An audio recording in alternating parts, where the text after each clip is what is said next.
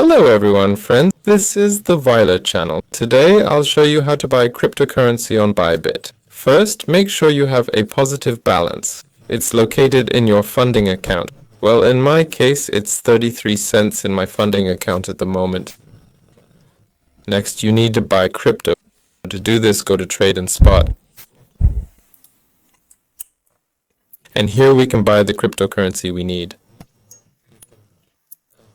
Let's say I want to buy Ethereum.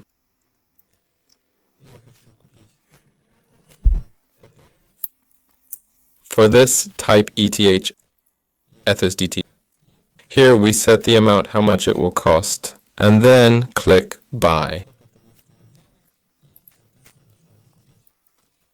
There's an easier way. Go to Financing, go to your coin, and find the converter.